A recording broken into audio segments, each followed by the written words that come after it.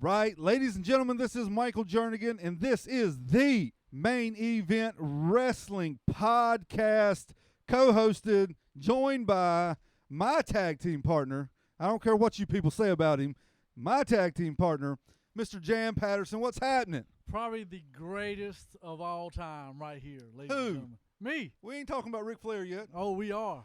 We're close enough. Did you see that WWE Network has a new documentary on Flair? Oh, do they really? It come out last night. I hadn't watched it because I got home late last night. I was watching TakeOver late last night, so I haven't watched it. But yes. Well, see, I've been in a battle.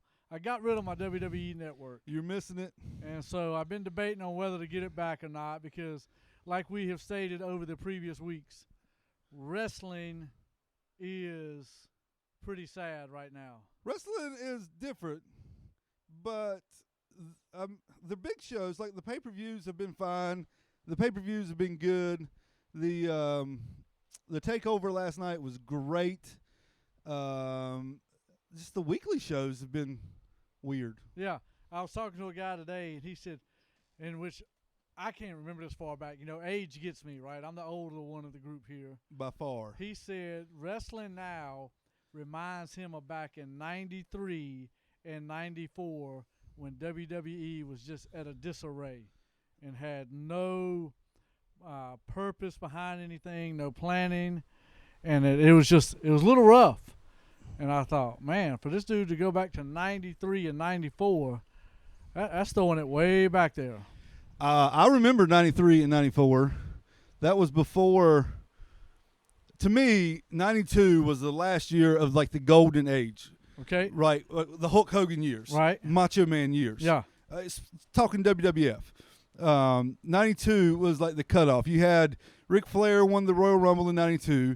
You had WrestleMania 8. You had Flair and Savage. We watched that match here on the show a couple of months ago. You had Sid Justice and Hogan in the main event. Stop right there. First off, that name alone is stupid. Sid Justice. Keep it at Sid Vicious. I agree. And Psycho Sid later on was fine. Yeah. I didn't mind Psycho Sid. Well, he was psycho. He was crazy. I think he still is. Sid, if you hear this, don't come kill me. I love you. I appreciate your work. And then you had SummerSlam 92 in England, and that was the first pay-per-view. I want to say that was the first pay-per-view without Hulk Hogan a part of it for WWE. Right. Now, was it Bret Hart versus Davey Boy Smith? Yeah, that was the main event for the Intercontinental Championship. So to me, that whole 92 time, and then Hogan popped back up at WrestleMania 9 in 93, of course won the championship at the end of the show, then lost it to Yokozuna in King of the Ring 93, that whole deal. Yokozuna, a very underrated villain. Oh, Yokozuna was good. Yeah, I remember, great bad guy. Yeah, he was great. So I think that 92, 93 time is kind of the end of like the golden age. You see Flair, he left, went back to WCW, did some stuff. Then Hogan left, he went to WCW in 94. Macho Man came in late 94, early 95. So that was kind of the end. So WWE in 94, 95 was odd because you had the steroid scandal going on behind the scenes. And then there was really 94 especially because they had Lex Luger in there. So when they shifted Lex Luger from the bad guy to being the new Hulk Hogan, didn't work. You did have Lex Express, baby. Yes, sir. You did have Bret Hart versus Owen Hart in 94, which was good. And then in 95, it was like the Diesel year. The whole year he was the champion, and I didn't care much for. And then 96, you kind of had the Shawn Michaels year. Yeah. Then 97, you had the Shawn and Bret feud, and you had Steve Austin coming. And then 98, Stone Cold kind of took over. Right. So that 94, 95 time, I agree. In WCW was a little higher because you had Hulk Hogan coming in 94. But if you remember when he come in, you remember who he feuded against? When he came into WCW? Yes. Go ahead. I know Flair was instrumental in bringing him in. Yeah, his first match was with Flair at Bash to the Beach 94. But then after they got done with that, they did some stuff with Arn Anderson, Flair, that kind of deal. Yeah. But then that's when they kicked in the whole Dungeon of Doom.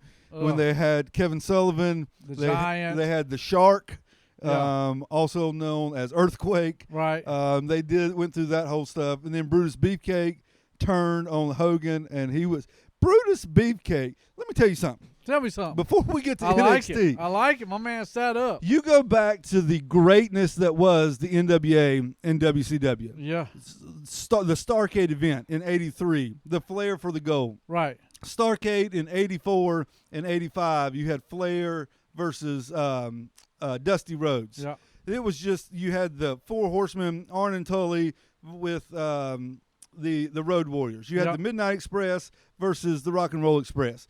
That was, for us, where we live here in North Carolina, that was our WrestleMania, right? That was the stuff that we watched on Saturday mornings. That was our stuff. Starrcade is like WCW's WrestleMania. Right. You go all the way back to '83. That was their big show.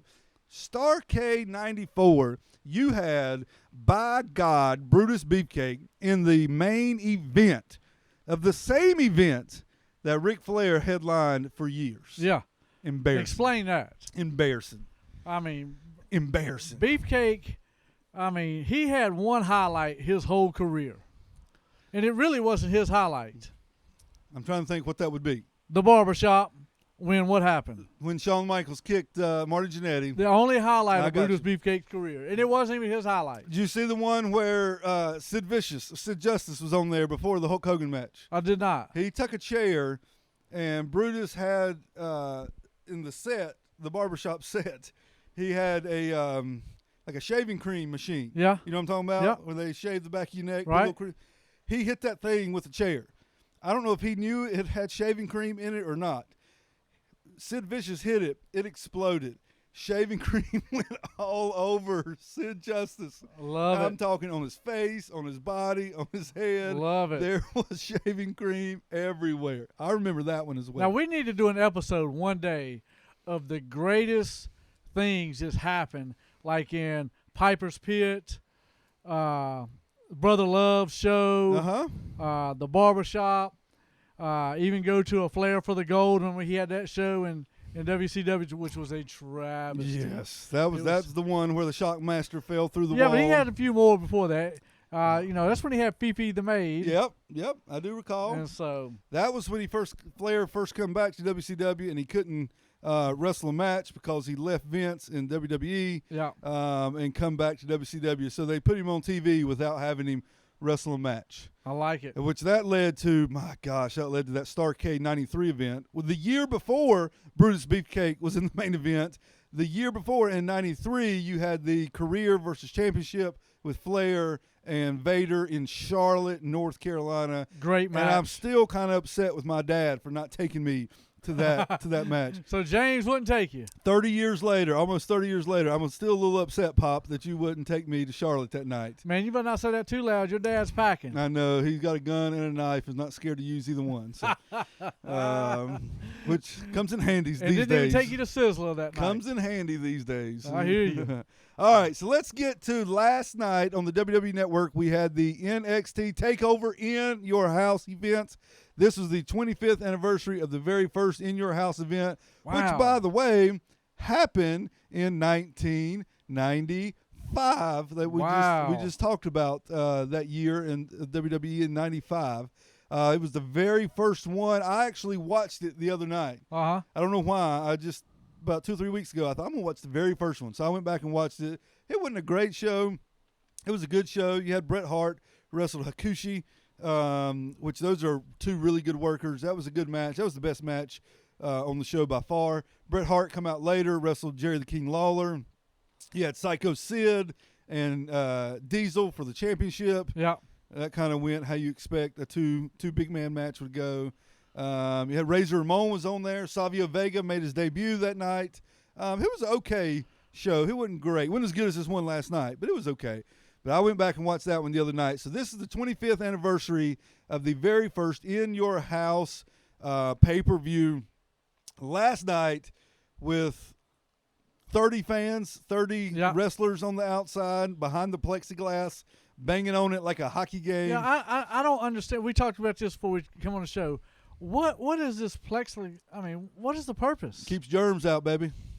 What about the people on the other side? Right? WWE says that everybody that comes in the Performance Center has been tested. Then why the glass? I ain't disagreeing. I'm just asking. I want to know what the test is. Are they swabbing noses? Man, have you seen that done? Yeah. Oh, my God. There's a young lady that we both know that we saw last night at our church. You see her do it? She showed me a video. Yeah, I got that video on my phone. A young lady that we both know recently come in contact with somebody who had the virus, so she had to get tested. I said, so you got swabbed all the way up there? She said, yes. I said, how far was it? Oh, my God. She said, I got a video. You want to see it? I said, yes. She pulled her phone out. I looked at it from 6 feet away, and so she was getting swabbed. I said, how long's that Q-tip? You couldn't tell when it was going in. Yeah, it's like they were swabbing when I first started watching. Right. And I said, how long's that Q-tip? She said, just hang on a second. Yeah. And then they started pulling that thing out. And they got a good 10 inches. 12 absolutely. inches away from her face before you saw the swab at the end. I mean, that thing hit the back of her head, dude. I don't know how. Like, I couldn't do that without gagging. Because I've been swabbed for, like, the flu, like a flu test, and even my throat swab for strep throat. Yeah. And I gagged on both of them. I couldn't do it, man. I couldn't do it was either. crazy. I couldn't do it either. So, I mean, so they're testing everybody. Then why the glass? Why the plexiglass? I don't get that. My guess is, this is just a guess, WWE don't sue us. I don't know. I'm not saying this is what's happening. My guess is they're checking temperatures. And if you don't have a temperature, you get in the door. Okay, but still, my thing, you're going through all this precaution to get in the building, right? Yeah. Everything. Then put the glass away. Right? To Germs, me, baby. That's all I can tell you. Germs. I don't know. No, it's walking vaginas is what it is. Easy. So the NXT TakeOver in your house event started with Todd Pettengill last night doing a little on-screen promo talking about the very first one 25 years ago. You remember Todd Pettengill from back in the day? So he was there. Gosh, he was there probably late 92, early 93. All the way to like 97. Right. So he had several years there. Still looks the same. He looks a little older, but still looks the same. I like Todd Pettengill. I liked him back in the day. I liked him here. So he came out, did a promo at the beginning of the show just to kind of set the stage, a little nostalgia factor on the show, which was very nicely done. The show opened with the 6-woman tag team match. You had Chauncey Blackheart. Before we go any further, did you watch NXT last Wednesday? Yes. So you saw Chauncey Blackheart and Tegan Knox in a tag team match against Dakota Kai and Raquel Gonzalez. Right. Did you see Chauncey do that coffin drop deal that my man does in AEW? Darby Allin. Yes. I did see it, and it made me mad. She did it off like the second rope. He does it like off the top turnbuckle. Anywhere. The girls were on the floor. Gonzalez and what's her name? Tegan? Dakota Kai. Dakota Kai was on the floor. I think Candice LeRae was out there with them. Woohoo. I love Candice LeRae. So she jumped off the middle rope with her back, kind of sprung up, and then fell backwards. Now, the girls that were on the floor, to their credit, they caught her, but they caught her the bottom end of her body. Ooh. From like hips down. Right. So whiplash. Nothing was protecting her top end. And when they caught her, she fell straight backwards. Her head hit the bottom of that graded ramp that they have. Ooh. Oh my gosh! If you hadn't seen the video, look it up. I showed my wife last night, and she about threw up. She couldn't watch it. Her head, I don't know how she's still alive. I was happy to see her walking out to the ring and in this match last night. You're not Darby Allin. Don't try it. So you had Chauncey Blackheart, Mia Yim, and Tegan Knox taking on Raquel Gonzalez, Dakota Kai, and one of my favorites, Candice LeRae. They lost. I like Bad Girl Candice. I'm a big fan of Bad Girl Candice. How would you grade that match? We talking 1 to 10, or are we talking ABC? A, B, C, or D? It was probably, I'd give it a B. Okay, that's what CBS Sports gave it. I was just curious. There you go. If you right along with them. Yeah, I would say a B. They gave it a B minus. Yeah, I was going to say a B or B minus, one of those two. It was a good match. I'm not a big fan of 6-person matches just because there's too many moving parts. You know what's going to happen. They're all going to go to the outside. Somebody's going to dive on top of 3 of them.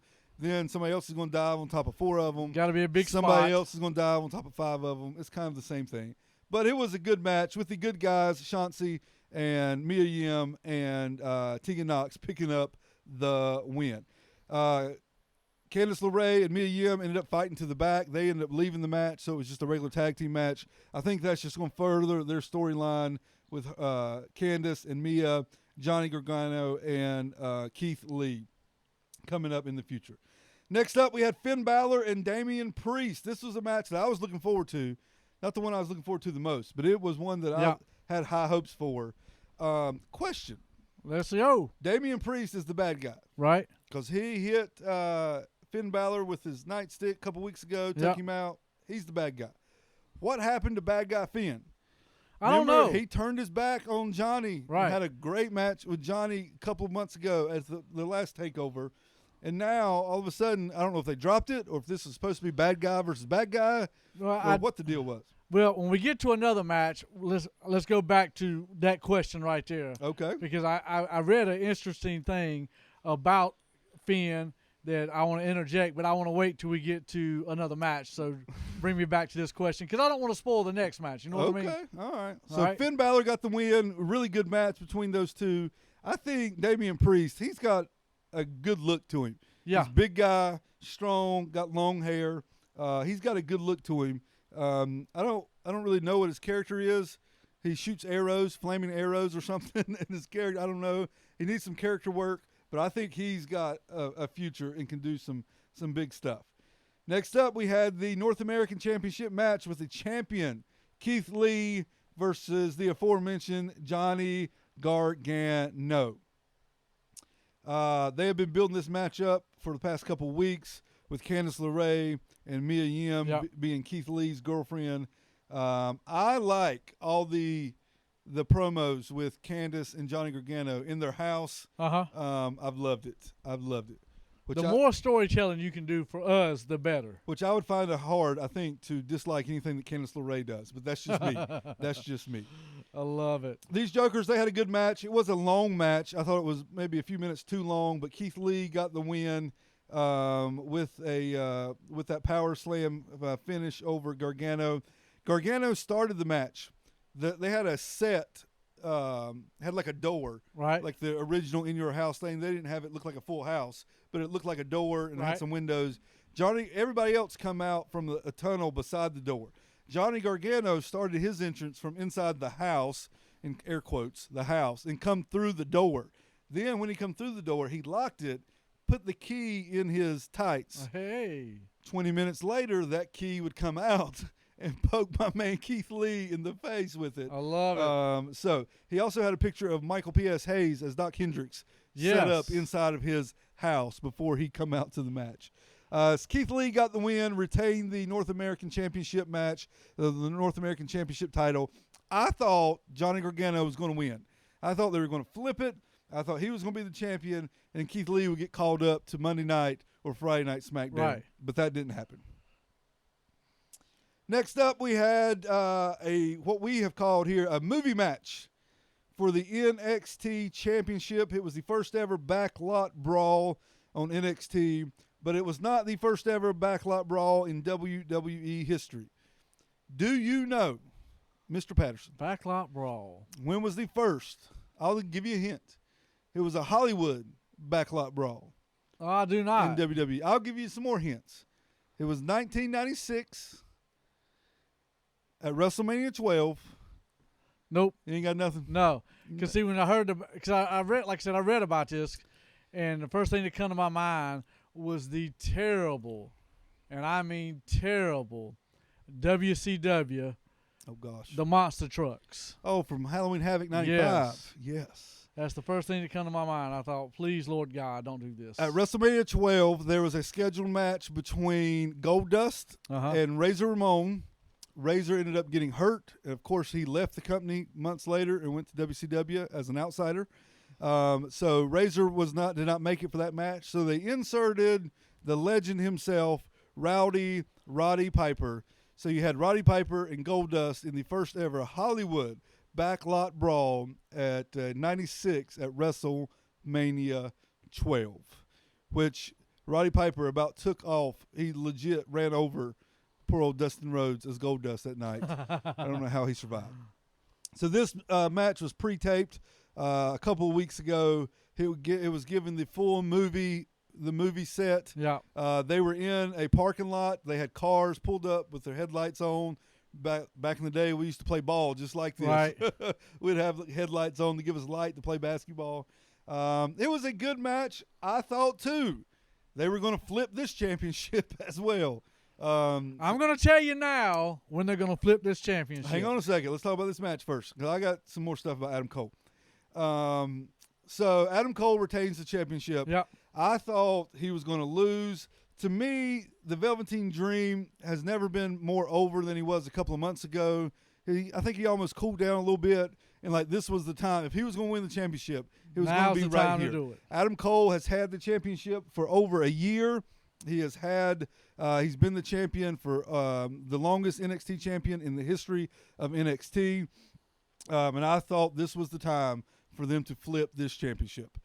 When, my man Patterson, are they going to flip this championship and make Adam Cole a former NXT champion? Here's what's going to happen. As we got a phone call coming through. That may be Finn Balor now telling me not to tell what's going to happen. But Finn, guess what? I'm still telling it. You can call in and try to stop this all you want. I had a phone call, y'all. Sorry. Finn Balor versus Adam Cole for the NXT championship. Uh-huh. And the Undisputed Era are going to turn on Adam Cole. Stop it. And Finn Balor is going to take over the lead role, win the title. Stop it. And then Adam Cole will go to either Raw or SmackDown until he signs with AEW with his girl. Okay. I'm not even going to dignify that with a response. That's what's going to happen. But speaking of Adam Cole going to the main roster, Road Dogg was on the WWE podcast with Corey Graves last week or week before. Yeah. He was talking about Adam Cole. He said on that podcast, he said that Adam Cole is his favorite wrestler in the world right now. Right. He said he's professional behind the scenes. He'll do whatever you need him to do.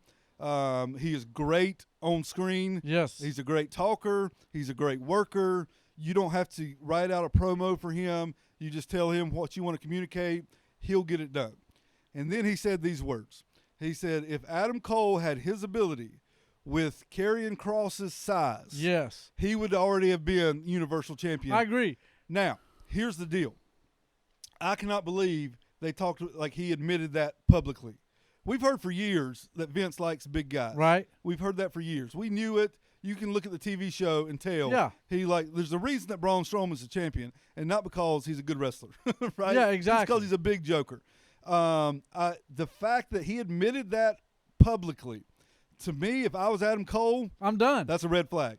I'm done. That's a red flag. Because Adam Cole's got a ceiling on him because he's 5'10" or whatever he is. He's got a ceiling that he'll never get past a certain level, be it an Intercontinental Championship level, U.S. Championship level, whatever. No matter what he does, no matter how good he is, if he knows that his size is always going to have him a step below the Brocks, right, John Cena's, yes, the Seth Rollins, the Brawns, the Fiends, if he's always going to be a step below those guys, send me to Jacksonville. Perfect example is Finn Balor, right?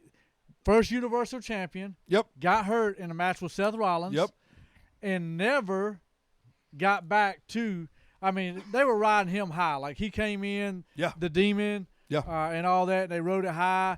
And then all of a sudden, he wasn't a big man anymore. Yep. And so he never got that second push after that injury.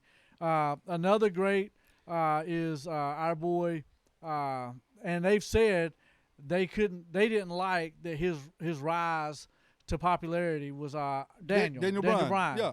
So there's another example how if you're not at least 6'5", 6'6", you're not gonna.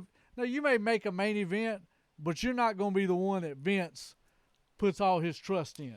The only way I see Adam Cole being the man on Friday nights or Monday nights is if it's a Daniel Bryan situation where the fans just have to get behind. Fans get back in the building, because until fans get back in the building, they kind of do what they want to. They can set it up and spin it however they want to. They're going to have to force it to happen, like Daniel Bryan, right? In 2014 2014 at WrestleMania 30. But to me, if I'm Adam Cole, man, I hear that coming from Road Dogg, who is a higher up in the company, who used to be the head writer of SmackDown, who's now working with NXT. To me, as soon as that contract's up, I'm heading to Jacksonville. I mean, the only way I stay, if I'm Adam Cole, is if you give me Raw or SmackDown money to stay the NXT champion. He may already have money. And he may. It may not be a big deal. And so, I don't know. But, like you said, that's a huge flag that you're not going to be, like you said, the Roman Reigns, the Braun Strowman, or somebody like that, because they just look at your size. It just ain't big enough, yeah. Because you tell me, let's go this right here. Okay, right, let's go. Finn Balor, Adam Cole, main event. Are you interested? Yeah. Adam Cole, Shinsuke Nakamura, main event.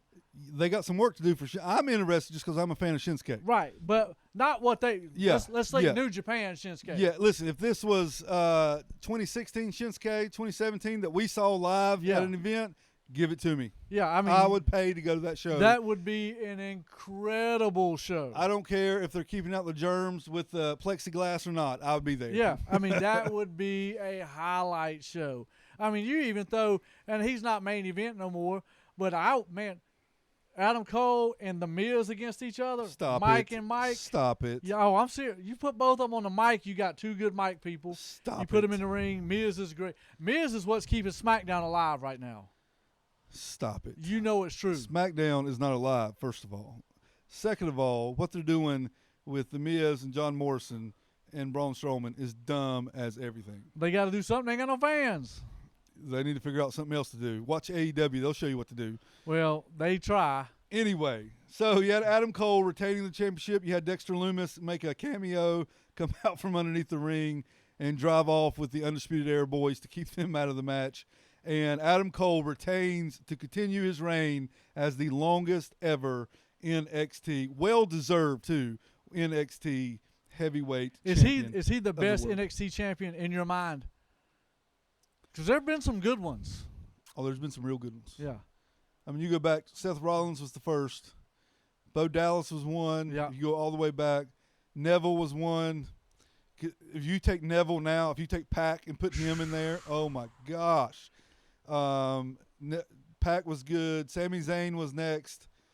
Kevin Owens has got to be up there. Yeah. Finn beat Kevin Owens. Samoa Joe beat Finn. I mean, even Bobby Roode was good. Shinsuke beat Samoa Joe. Bobby Roode beat Shinsuke. Drew McIntyre was a good one. Yeah. Andrade was a good one when he was the champion. NXT champions look better than Raw champions right now. Oh, no question. No question. Tommaso Ciampa was a good one. Yeah. Johnny great one. Johnny Gargano, he was a good one. He didn't have the belt long, but he was a good one when he finally won it. That was a good story to tell. And then you get to Adam Cole now. Out of all those, man, Finn was good. That's a good list, man. Adam Cole's good.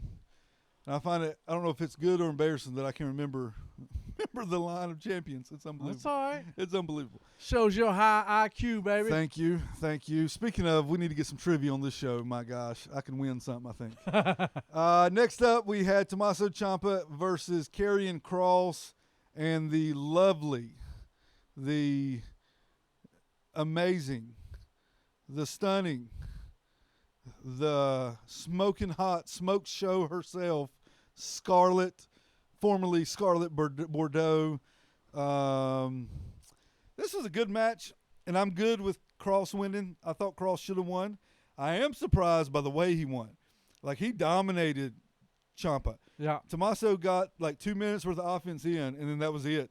Like, Karrion Kross just dominated that Joker, which is good because I think they'll probably have another match, and I think he needs to win the next one too. Yeah. And then you got to get the belt off of Adam Cole, get it onto a good guy so that Karrion Kross can be the bad guy chasing the championship belt. Because the more that he and Scarlett is on my TV, the better. And Candice LeRae, the better it is. And then in the main event of the NXT TakeOver In Your House event was the women's triple threat for the NXT Women's Championship. You had Rhea Ripley, the champion, Charlotte Flair, and Io Shirai. And these girls absolutely, I believe, had the best match of the night and also beat the devil out of each other. These girls laid a beating on each other. There were knees flying. There was elbows flying. At one point in time, there was a potted plant outside the set of the house. Rhea Ripley picked it up, threw it at Charlotte, hit her with the plant and the pot that the plant was in. Love it. Hit Charlotte with it. Charlotte and Rhea, they had a match back at WrestleMania. Yep. And something about them two working together. I don't think they work together well. They just seem a little off in their matches. They're both trying to do, I don't know if they're trying to do the same thing or they're just not giving themselves to the other person enough or whatever. Something seems off. But they were outside in front of the set. Charlotte had thrown Rhea into the windows of the set. Right. Then she threw Io into the windows. Then Rhea picked up the potted plant, threw it at Charlotte. They wrestled off to the side, to the right of the stage, and Io was back there somewhere. Yeah. Then the camera zoomed back, and I said, "Oh gosh." Io had climbed up to the top of the house, and she was standing on the roof of this set house that they had. Then Charlotte and Rhea worked their way back in front of, you knew exactly what was happening. Right, yeah. They worked their way back in front of the house, and then you hear this war cry from Io, and old girl jumped probably 15, 20 feet high up in the air and did a crossbody onto Charlotte and Rhea onto the ground. And how she's still alive. She's a tough girl like Shotzi Blackheart. Amazing spot in the match. I'm glad they left that spot and they didn't do that with like Johnny Gargano jumping off there and Keith Lee catching him. Yeah. I'm glad they left that for Io. She jumped off the top of the house.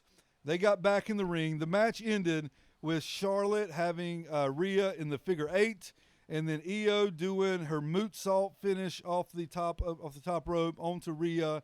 And I thought, if Rhea Ripley does not have a concussion today, it's by the grace of God that she does not have a concussion. She caught one, today. did she? She caught a knee, a leg, a foot, a shin to the face. And then Io Shirai gets the pin and becomes the new NXT Women's Champion. You know what I thought was going to happen? What? And this is crazy. You know, now you got Bayley 2 belts. Yep. You had Becky 2 belts. Yep.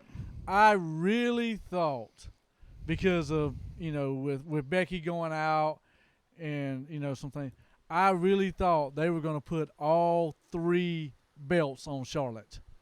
What do you mean all three? Like the NXT Championship, the Raw Championship, and because she's been on every show. Let me tell you something. That would have been the highlight of my career. If that were to happen, if they did that, I'd be fine with it. Oh, absolutely. I'm cool. The wrestling community on Twitter would blow up. Would die. They would die. Charlotte's already getting so much hate for being on every show. And I would agree. She's overexposed. Like, she's been on SmackDown.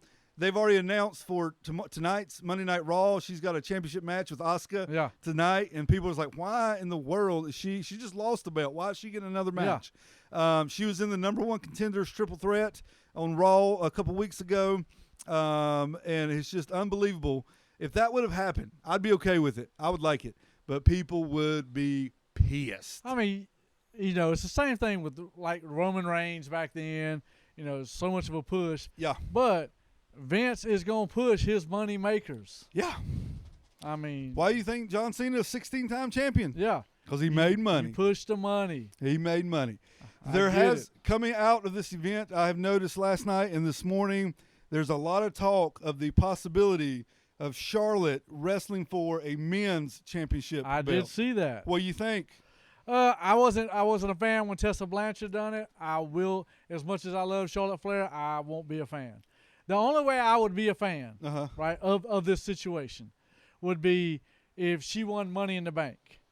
And like the women's Money in the Bank. The women's Money in the Bank. Yep. And she decided, man, Seth Rollins or Braun Strowman is beat to death and is just laying there in the ring and cashing it in. I got you. For a quick fin. I got you. A quick win. I got you. And say, I've held this belt too. Yeah.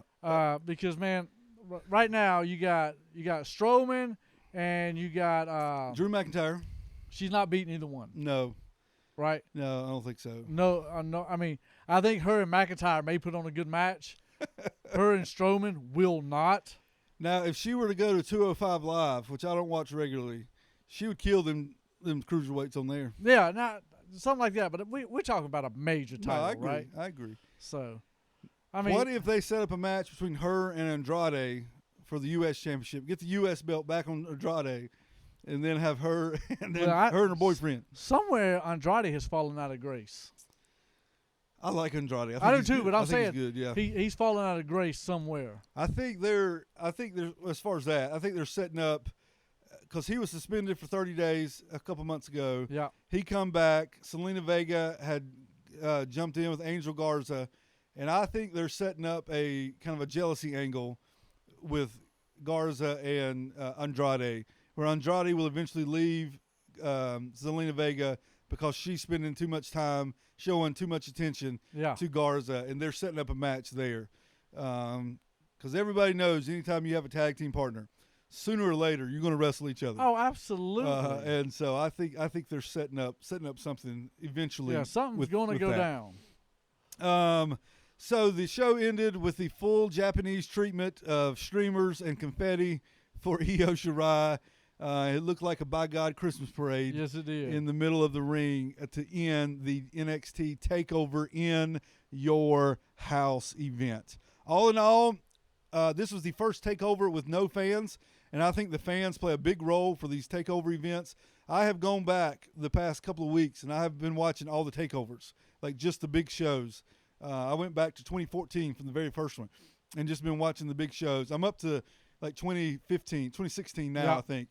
I've watched several over the past several weeks because weekly TV wrestling, like it's good, but we've talked about before, it's just a little off. So I've been going back watching these good NXT shows. Nothing wrong with that. I just watched the Dallas one in 2016, I believe, when Shinsuke made his debut against Sami Zayn.